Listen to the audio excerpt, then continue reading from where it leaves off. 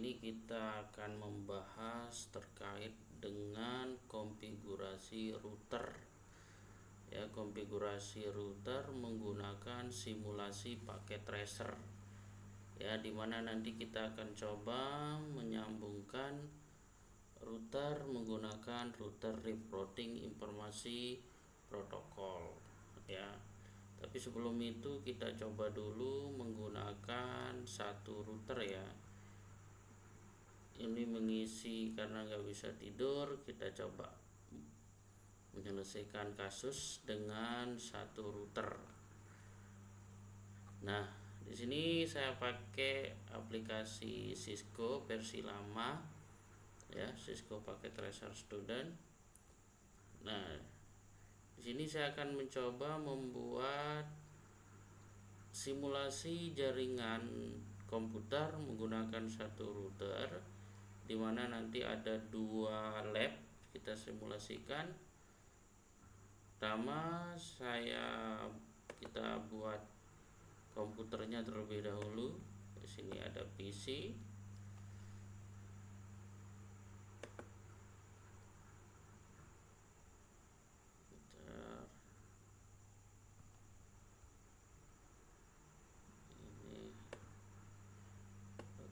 Kita simulasikan, asumsinya ada 5 PC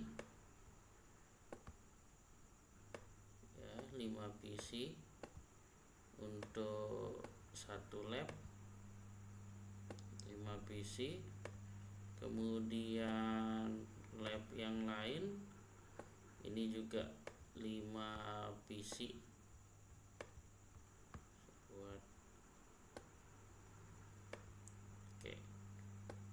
Kemudian kita tambah server, kita simulasikan.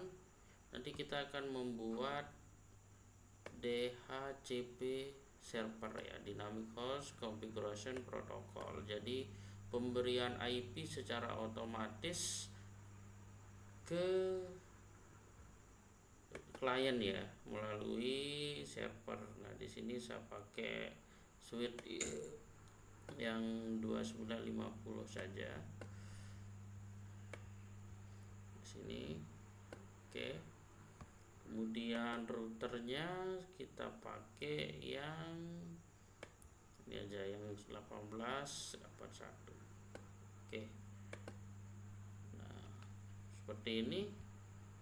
Oke, tinggal kita hubungkan kabelnya. Untuk kabel perlu kita ketahui bahwa apabila perangkatnya berbeda, maka penggunaan kabel itu kita bisa menggunakan kabel strike ya, strike. Ini saya hubungkan ke Fasternet 01. Kemudian di sini Fasternet 02. Perlu diperhatikan penggunaan Fasternet itu akan berpengaruh nanti terhadap konfigurasi yang dilakukan. Jadi pastikan port-port Fasternet itu diperhatikan, karena itu akan berpengaruh nanti ketika kita konfigurasi ke router. Oke. Sama juga di sini. Ini di suite-nya Fasternet 01. Kemudian Fasternet 02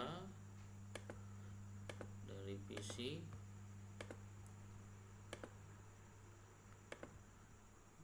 Oke.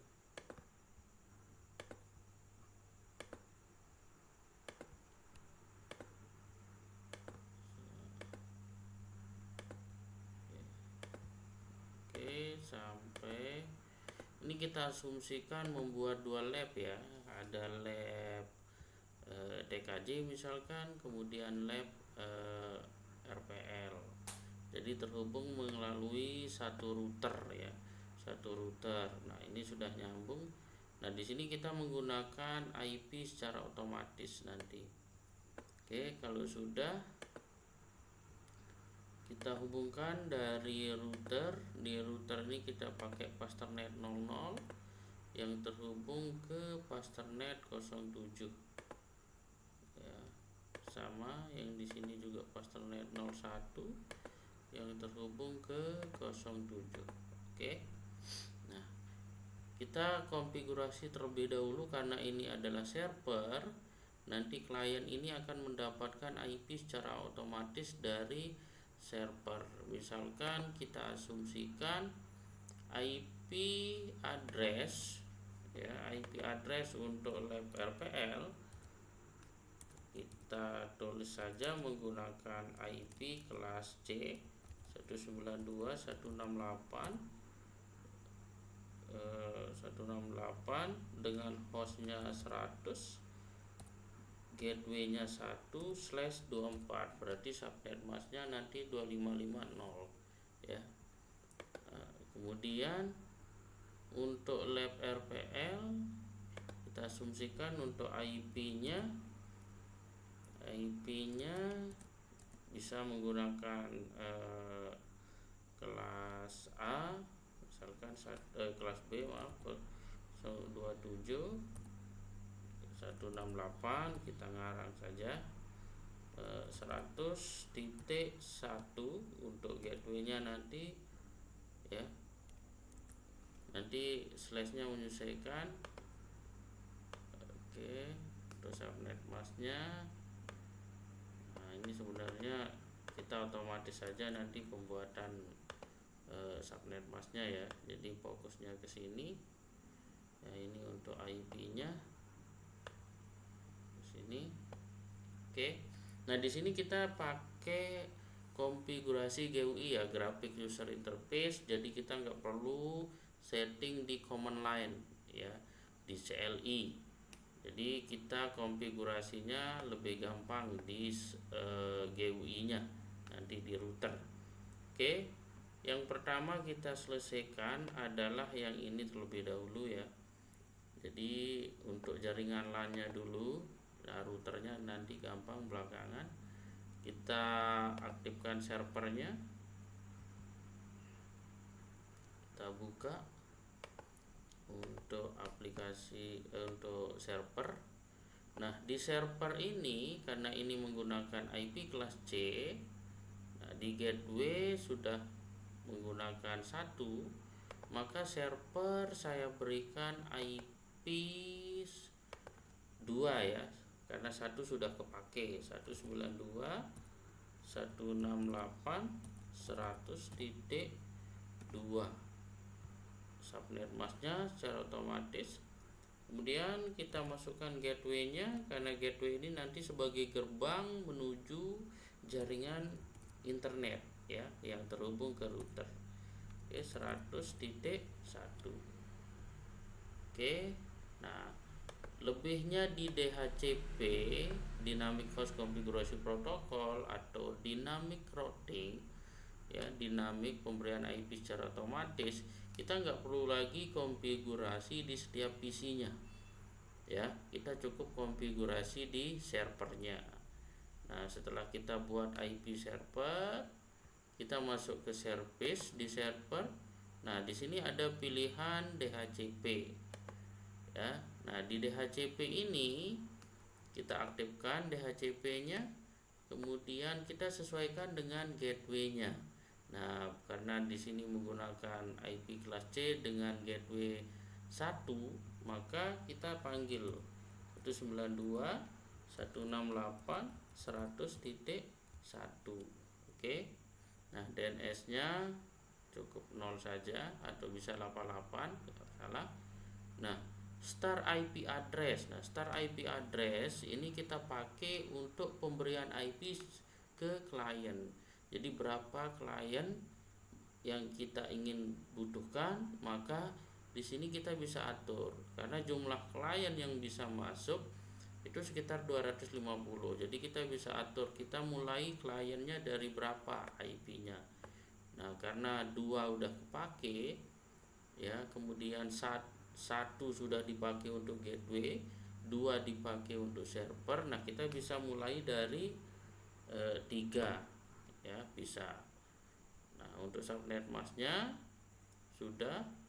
Kemudian maksimal number user di sini sampai 512. Apa-apa, kita isi saja. Oke, kita save. Nah, kalau sudah, ini akan terbaca di sini maksimal usernya sampai 253. Ya, kita bisa batasi di sini. Di sini berapa, misalkan asumsinya ada 10 klien, bisa kita taruh sampai 10 klien. Oke, kalau sudah kita tutup. Sekarang kita coba buktikan di klien apakah secara otomatis. Nanti kita coba buka. Kita buka klien di desktop, IP konfigurasi, kita pilih DHCP. Nah, dia akan merequest langsung IP ke server. Nah, ini secara otomatis kita sudah mendapatkan IP yang secara otomatis didapatkan dari server. Oke, kita aktifkan semua DHCP-nya. Jadi kita nggak perlu konfigurasi manual ya, cukup dari DHCP ini. Oke, sudah dapat. Itu juga dengan ini kita DHCP-kan. Oke,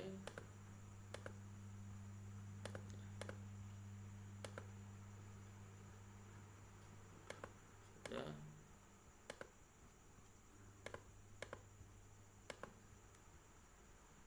Oke, sudah. Nah, kita kesini, nanti kita coba uji. Begitu juga dengan ini ya, lab RPL, simulasi lab RPL. Kita buka servernya, kita konfigurasi secara manual ya.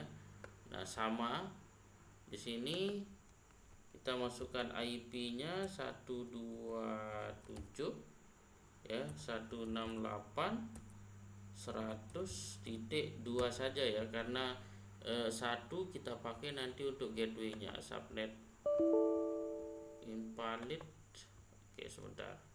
127, saya tulis 127 ya, 168.100.2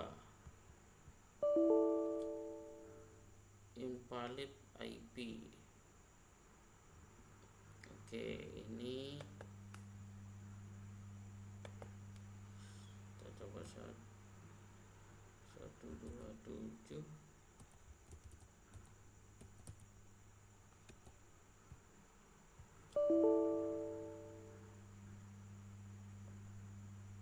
Ini IP-nya tidak sesuai.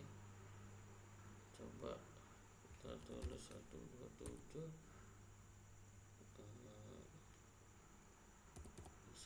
Kita ngarang saja IP-nya.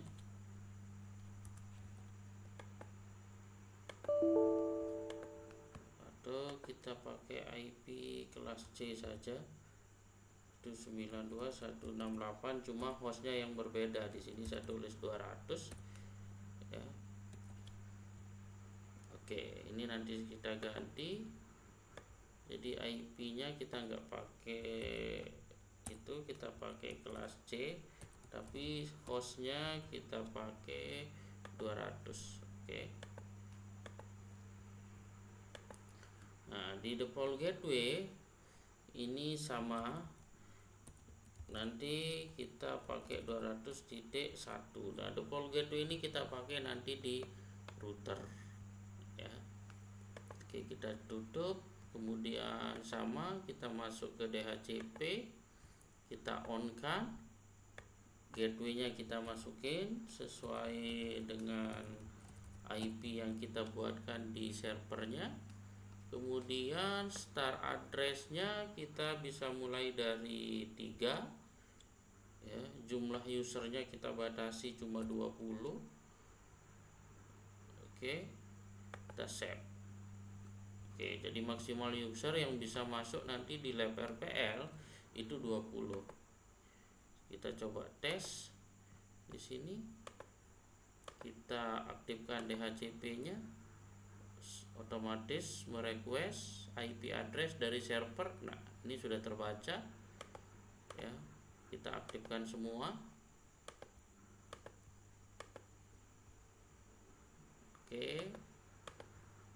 sudah aktif semua, kita aktifkan. Jadi kita nggak perlu membuat manual ya. Untuk IP-nya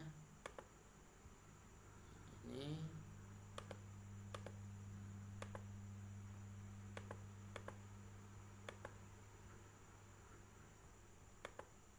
oke, sudah. Coba kita buktikan apakah server sudah bisa terhubung dengan klien. Oke, sudah sukses ya. Sudah sukses untuk jaringan lokal kita sudah buat.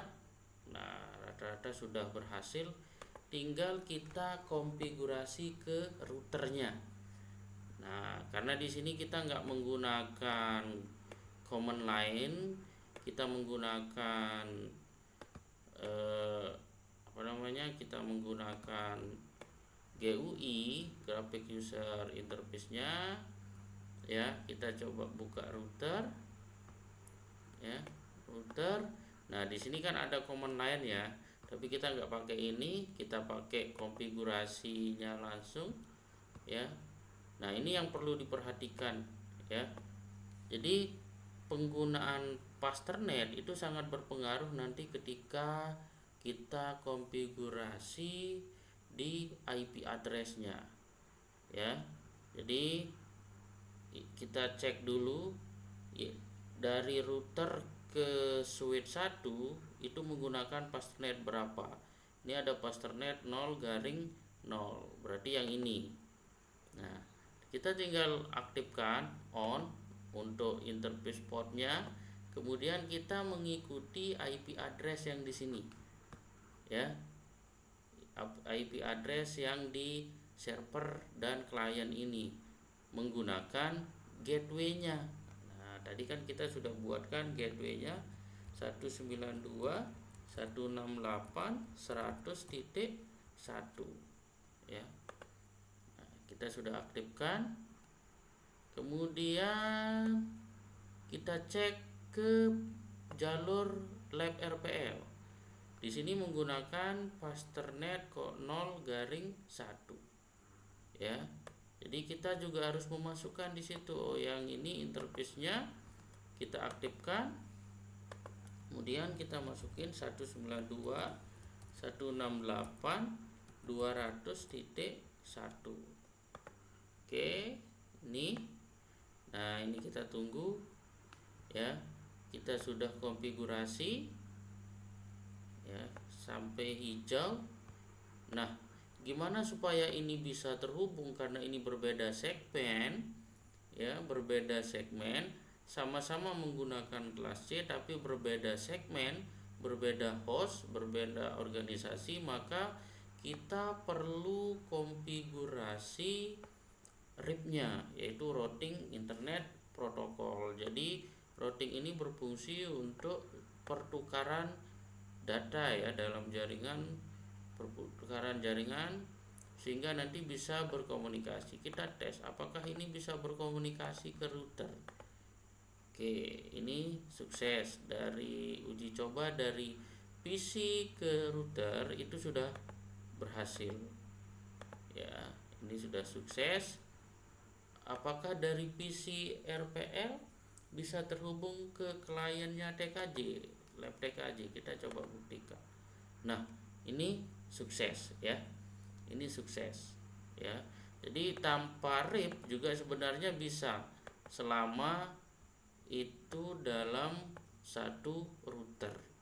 Jadi ketika nanti membuat dua router baru RIP ini bekerja. Jadi routing internet protokol ini berfungsi untuk pertukaran data dari router ke router.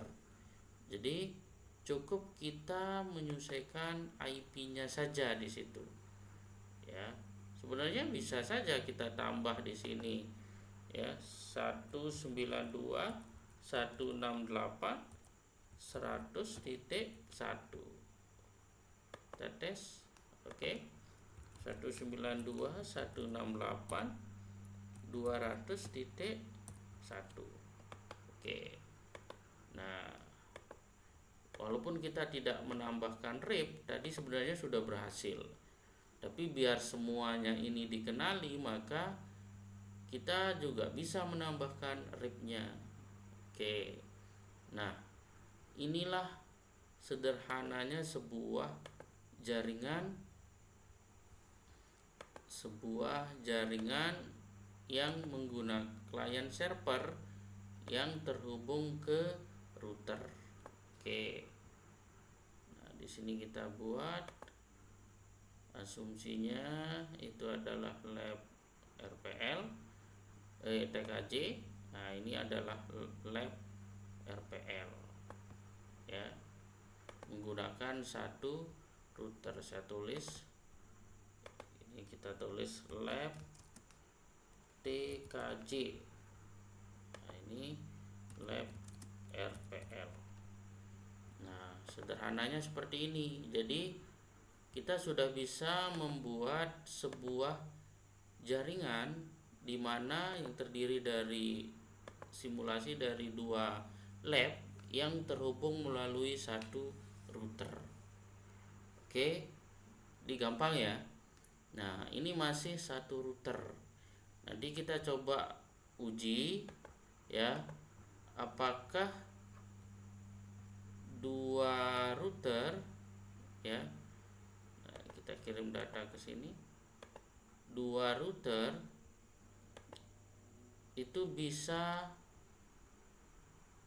terhubung ya, menggunakan dua router. Nah, jadi seperti ini konsepnya. Kita suarakan. Oke. Jadi proses simulasi jaringan itu sudah berhasil ya, yang terdiri dari dua lab. Nah, sekian dulu video kali ini, semoga bermanfaat. Salam IT Guru, saya Guru ya. Kalau ada pertanyaan bisa komentar di bawah. Jangan lupa subscribe.